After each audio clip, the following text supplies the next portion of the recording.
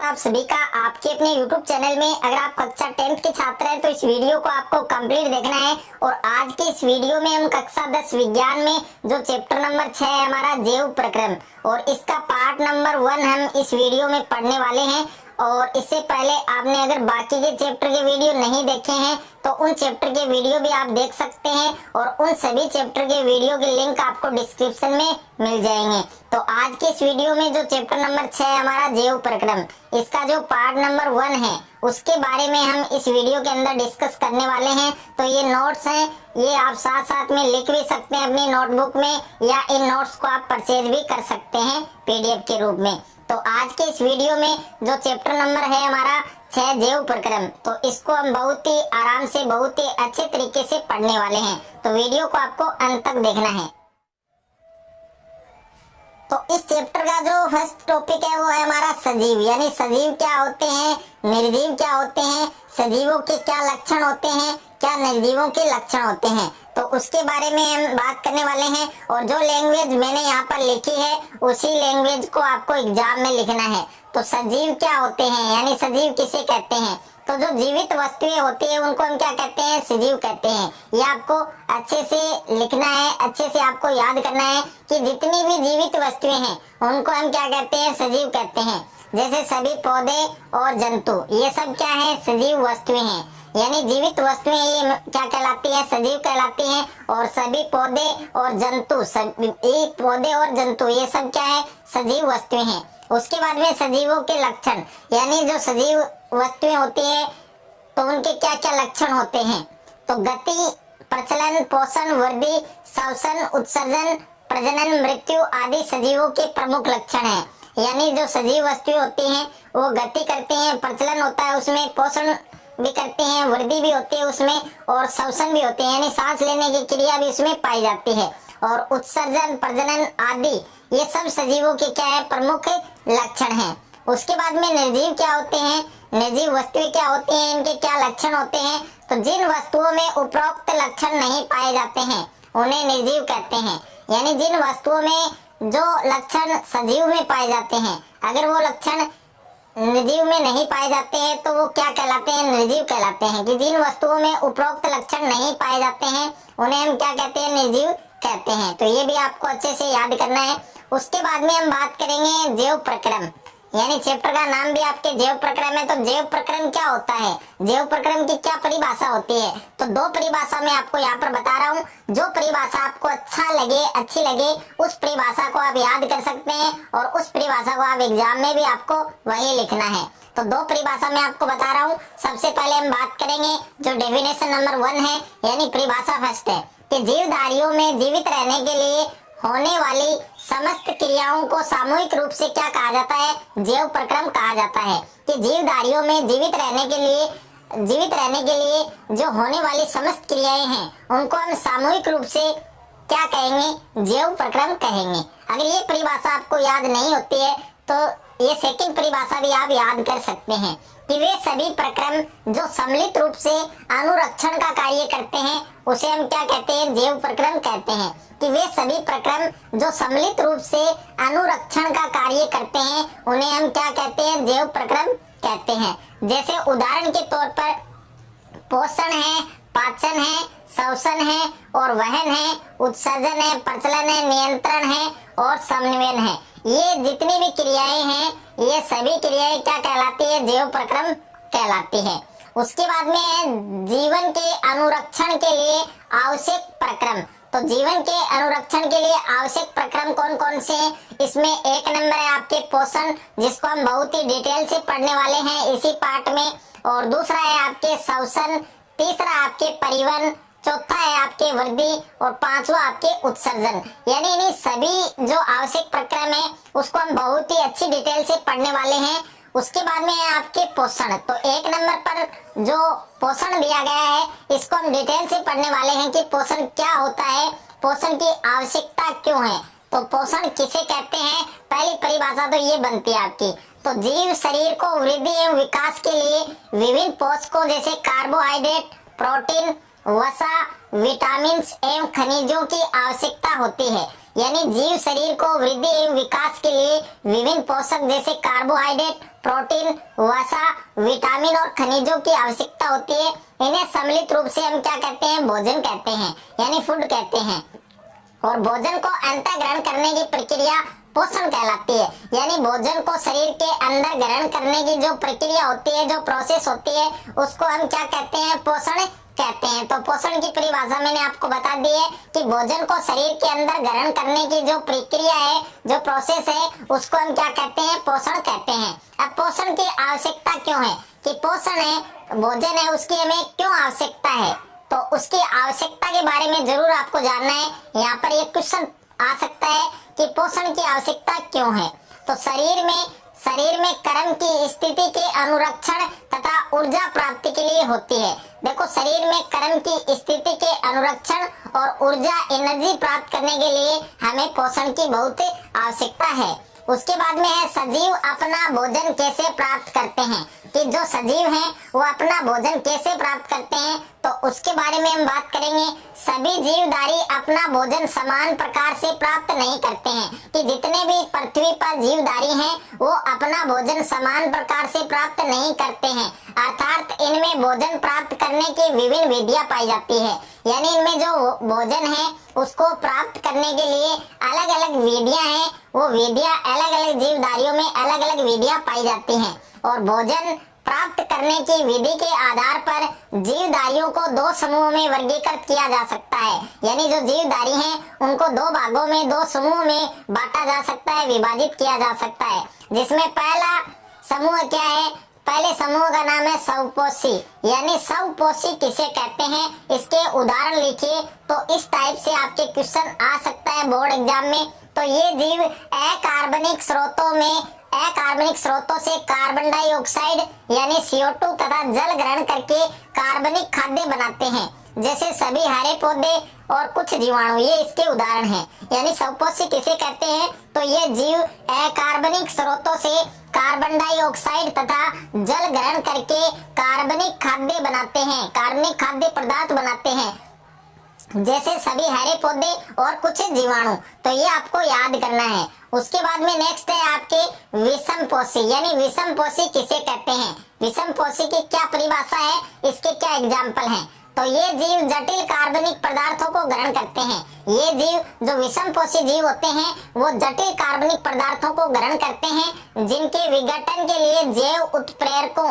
या एंजाइमों की आवश्यकता होती है। यानी जो जटिल कार्बनिक पदार्थ है उनको ग्रहण करते हैं और उनको सरल कार्बनिक पदार्थों में बदलने के लिए जैव उत्प्रेरक या एंजाइमों की आवश्यकता होती है, जैसे जंतु या कवक। ये सब क्या है? जंतु या कवक। ये किसके एग्जाम्पल है? विषमपोषी के एग्जाम्पल हैं। उसके बाद में है स्वपोषी पोषण। तो स्वपोषी पोषण को हम डिटेल से पढ़ने वाले हैं कि स्वपोषी पोषण है वो होता क्या है। तो यह पोषण की वह विधि है जिसमें जीवधारी सरल अकार्बनिक पदार्थों से जटिल कार्बनिक पदार्थों का निर्माण स्वयं करते हैं, यानी खुद करते हैं। यह पोषण की वह विधि है जिसमें जीवधारी सरल अकार्बनिक पदार्थों से जटिल कार्बनिक पदार्थों का निर्माण खुद करते हैं, स्वयं करते हैं। सभी हरे पौधे तथा कुछ जीवाणु इसी विधि से पोषण प्राप्त करते हैं। इनमें कार्बन तथा ऊर्जा की जो आवश्यकताएं हैं वो प्रकाश संश्लेषण द्वारा पूरी होती है। इनमें कार्बन और ऊर्जा की आवश्यकता किसके द्वारा पूरी होती है? प्रकाश संश्लेषण के द्वारा। अब हम प्रकाश संश्लेषण को विस्तार से पढ़ने वाले हैं और यहाँ से आपके बोर्ड एग्जाम में 101% क्वेश्चन बनने वाला है। यानी प्रकाश संश्लेषण वाला जो टॉपिक है उसको आपको नहीं छोड़ना है, अच्छे से आपको डिस्कस करना है, अच्छे से आपको तैयार करना है। तो सबसे पहले हम बात करेंगे प्रकाश संश्लेषण होता क्या है, यानी क्या परिभाषा होती है इसकी। तो इस प्रक्रिया में हरे पौधे पर्णहरित की सहायता से सूर्य के प्रकाश की उपस्थिति में मृदा से जल तथा वायु से CO2 ग्रहण करके शर्करा कार्बोहाइड्रेट का निर्माण करते हैं, साथ ही ऑक्सीजन उत्पाद के रूप में मुक्त करते हैं। यानी इस प्रक्रिया में जो हरे पौधे हैं वो पर्णहरित या क्लोरोफिल की सहायता से सूर्य के प्रकाश की उपस्थिति में मृदा से जल और वायु से CO2 ग्रहण करके शर्करा या कार्बोहाइड्रेट का निर्माण करते हैं और साथ ही ऑक्सीजन है वो प्रोडक्ट के रूप में मुक्त करते हैं, उत्पाद के रूप में मुक्त करते हैं। तो ये जो रिएक्शन है ये रिएक्शन आपको अच्छे से याद करनी है, यानी ये जो समीकरण है आपको अच्छे से याद करना है कि 6CO2 यानी कार्बन डाइऑक्साइड प्लस जल, जल के कितने भाग हैं यहाँ पर 12 भाग हैं, 12H2O। ओके, और सूर्य का प्रकाश या पर्णहरित की उपस्थिति में यहाँ पर ग्लूकोज यानी शर्करा बोल सकते हैं C6H12O6, ये ग्लूकोज का फॉर्मूला है, प्लस 6O2 प्लस 6H2O। तो ये जो समीकरण है आपको अच्छे से याद होना चाहिए। उसके बाद में नेक्स्ट है आपके प्रकाश संश्लेषण की प्रक्रिया निम्नलिखित 3 चरणों में पूर्ण होती है। तो ये क्वेश्चन काफी बार बोर्ड एग्जाम में भी पूछा जा चुका है कि प्रकाश संश्लेषण की प्रक्रिया कौन कौन से 3 चरणों में पूर्ण होती है, उन 3 चरणों को लिखिए। तो इसमें पहला चरण क्या है आपके कि क्लोरोफिल या पर्णहरित द्वारा प्रकाश ऊर्जा को अवशोषित करना। इसमें पहला चरण है कि क्लोरोफिल द्वारा प्रकाश ऊर्जा को अवशोषित करना। दूसरा चरण है कि प्रकाश ऊर्जा को रासायनिक ऊर्जा में रूपांतरित करना तथा जल अणुओं का हाइड्रोजन तथा ऑक्सीजन में अपघटन। प्रकाश ऊर्जा को रासायनिक ऊर्जा में रूपांतरित करना तथा जल अणुओं का हाइड्रोजन तथा ऑक्सीजन में अपघटन। और इसमें तीसरा जो चरण है वो क्या है कि कार्बन डाइऑक्साइड यानी CO2 का कार्बोहाइड्रेट में अपचयन, कार्बन डाइऑक्साइड का कार्बोहाइड्रेट में अपचयन। उसके बाद में नेक्स्ट टॉपिक है आपके रंध्र। तो रंध्र है, स्टोमेटा है, ये आपके एग्जाम में आ सकता है। तो रंध्र क्या होते हैं? पौधों के हरे भागों की बाह्य त्वचा में असंख्य सूक्ष्म छिद्र उपस्थित होते हैं, जिन्हें क्या कहते हैं? रंध्र कहते हैं। यानी पौधों के जो हरे भाग है, चाहे उनकी पत्तियां हो, उनकी जो बाह्य त्वचा होती है उसमें असंख्य सूक्ष्म छिद्र होते हैं। उन छिद्रों को हम क्या कहते हैं? स्टोमेटा या रंध्र कहते हैं। और प्रकाश संश्लेषण की क्रिया के लिए गैसों का अधिकांश आदान प्रदान इन्हीं रंध्रों के द्वारा होता है। इसके अलावा रंध्र पौधों के हरे भागों से जल की अतिरिक्त मात्रा को जलवाष्प के रूप में बाहर निकालने का भी कार्य करते हैं। और इस क्रिया को क्या कहा जाता है? वाष्पोत्सर्जन कहा जाता है। यानी वाष्पोत्सर्जन की जो परिभाषा है वो भी आपके एग्जाम में आ सकती है कि प्रकाश संश्लेषण की क्रिया के लिए गैसों का अधिकांश आदान प्रदान इन्हीं रंध्रों के द्वारा होता है। और इसके अलावा रंध्र पौधों के हरे भागों से जल की अतिरिक्त मात्रा को जलवाष्प के रूप में बाहर निकालने का कार्य करते हैं। और इन क्रिया को, इस प्रोसेस को हम क्या कहते हैं? वाष्पोत्सर्जन कहते हैं। और वाष्पोत्सर्जन है वो तथा गैसों का आदान प्रदान रंध्रों के खुलने और बंद होने पर निर्भर करता है। यानी वाष्पोत्सर्जन तथा गैसों का आदान प्रदान है वो रंध्रों के खुलने और बंद होने पर डिपेंड करता है, निर्भर करता है। यदि रंध्र बंद होते हैं तो वाष्पोत्सर्जन और गैस विनिमय भी क्या हो जाता है? रुक जाता है। इस लाइन को आपको जरूर याद करना है कि यदि रंध्र है वो बंद होते हैं तो क्या प्रभाव पड़ता है? तो वाष्पोत्सर्जन और गैस विनिमय वो क्या हो जाएगा? रुक जाएगा। उसके बाद में है विषमपोषी पोषण। यानी विषमपोषी पोषण को हम विस्तार पूर्वक डिटेल से हम इसको पढ़ने वाले हैं। तो विषमपोषी पोषण क्या होता है कि पोषण की वह विधि जिसमें जीव विभिन्न रीतियों से पोषण प्राप्त करते हैं, कि पोषण की वह विधि जिसमें जीव विभिन्न रीतियों से पोषण है वो प्राप्त करते हैं, वो क्या कहलाते हैं? विषमपोषी पोषण कहलाते हैं। भोजन के स्वरूप, भोजन की उपलब्धता तथा इसे ग्रहण करने के ढंग के आधार पर विषमपोषी पोषण विधियां विभिन्न प्रकार की हो सकती हैं। जिसमें पहला है शाकाहारी। यानी शाकाहारी किसे कहते हैं और इसके क्या एग्जाम्पल हो सकते हैं? तो गाय, हिरण आदि सीधे ही घास एवं वनस्पतियों को खाते हैं, इन्हें हम क्या कहते हैं? शाकाहारी कहते हैं। कि शाकाहारी किसे कहते हैं? तो गाय, हिरण आदि सीधे ही घास और वनस्पतियों को खाते हैं, इन्हें हम शाकाहारी कहते हैं। उसके बाद में है मांसाहारी। यानी मांसाहारी क्या होते हैं? जो मांस खाने वाले होते हैं, जैसे शेर है, बाघ है आदि, इन शाकाहारी प्राणियों को खाते हैं, उन्हें हम क्या कहते हैं? मांसाहारी। उसके बाद में है मृतपोषी। तो फफूंदी, यीस्ट, मसूरम आदि मृत एवं सड़े गले कार्बनिक पदार्थों से अपना भोजन प्राप्त करते हैं, भोजन ग्रहण करते हैं, इन्हें हम क्या कहते हैं? मृतपोषी कहते हैं। उसके बाद में है सर्वाहारी। जैसे बिल्ली है, कुत्ता है, मनुष्य है आदि वनस्पति उत्पादों तथा जंतु या अन्य उत्पादों को भी खाते हैं, उन्हें हम क्या कहते हैं? सर्वाहारी कहते हैं। कि जैसे बिल्ली है, कुत्ता है, मनुष्य है आदि वनस्पति उत्पादों को जो खाते हैं, इनके साथ साथ जंतु उत्पाद या अन्य उत्पादों को भी खाते हैं, भोजन के रूप में ग्रहण करते हैं, तो उन्हें हम क्या कहते हैं? सर्वाहारी कहते हैं। उसके बाद में परजीवी क्या होता है? तो कुछ जीव ऐसे होते हैं जो अपने पोषक को बिना मारे अपना पोषण प्राप्त करते हैं। यानी कुछ जीव ऐसे हैं पृथ्वी पर जो अपने पोषक को बिना मारे अपना पोषण प्राप्त करते हैं, उन्हें हम क्या कहते हैं? परजीवी कहते हैं। जैसे उदाहरण है जू, लीच, फीताकृमि, अमरबेल, ये सब किसके एग्जाम्पल है? परजीवी के। उसके बाद में नेक्स्ट है आपके जीव अपना पोषण कैसे प्राप्त करते हैं, कि जीव है वो अपना पोषण कैसे करते हैं। तो सबसे पहले हम अमीबा की बात करेंगे। अमीबा भी एक कोशिकी है और पैरामीशियम भी एक कोशिकी है। तो इन दोनों पर हम चर्चा करने वाले हैं कि अमीबा में पोषण है वो किस प्रकार होता है।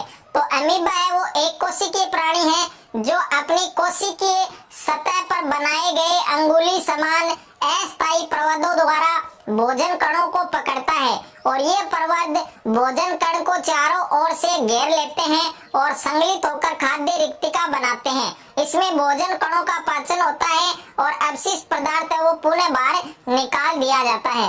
कि अमीबा है वो एक कोशिकीय प्राणी है जो अपनी कोशिकीय सतह पर बनाए गए अंगुली के समान जो अस्थायी प्रवर्ध होते हैं उनके द्वारा भोजन के जो कण है उनको पकड़ता है और ये प्रवर्ध भोजन कण को चारों ओर से घेर लेता है और संगलित होकर खाद्य रिक्तिका बनाते हैं। इसमें भोजन कणों का पाचन होता है और अवशिष्ट पदार्थ है वो पुनः बाहर निकाल दिया जाता है। उसके बाद में है जो पैरामीशियम है, पैरामीशियम में पोषण। तो पैरामीशियम भी एक कोशिकीय प्राणी है किंतु इसकी कोशिका का आकार निश्चित होता है। कि जो पैरामीशियम होता है उसकी कोशिका का जो आकार होता है, जो साइज होती है वो एकदम निश्चित होती है और एक विशिष्ट स्थान से ही भोजन ग्रहण करता है। इसकी सतह पर उपस्थित पक्षमाभ भोजन कणों को मुख्य खांच तक लाने में हेल्प करते हैं, सहायता करते हैं। और एक बहुत ही महत्वपूर्ण प्रश्न है जो काफी बार बोर्ड एग्जाम में रिपीट हो चुका है और इस बार भी आपके बोर्ड एग्जाम में 101% ये क्वेश्चन आ सकता है कि एक कोशिकीय जीवों के नाम लिखिए। तो एक कोशिकीय जीव कौन कौन से हैं? अमीबा है, पैरामीशियम है। इन दोनों के नाम आपको अच्छे से याद करने हैं कि एक कोशिकीय जीवों के नाम आपको लिखने हैं, अमीबा और पैरामीशियम। और जिन बच्चों को ये क्वेश्चन याद है कि जो बहुकोशिकीय जीव हैं उनके नाम बताने हैं, तो कोई दो बहुकोशिकीय जीवों के नाम आप सभी बच्चों को कमेंट में इसका आंसर लिखना है कि कोई दो बहुकोशिकीय जीवों के नाम बताइए। तो सभी बच्चों को इस क्वेश्चन का आंसर बताना है। अगर मेरा ये वीडियो आपको अच्छा लगे तो वीडियो को ज्यादा से ज्यादा लाइक करें, दोस्तों के साथ शेयर करें और चैनल पर आप नए हैं तो चैनल को सब्सक्राइब कर लीजिए, साथ में नोटिफिकेशन बेल को प्रेस कर लीजिए ताकि कक्षा 10 से संबंधित कोई भी वीडियो आपसे मिस ना हो।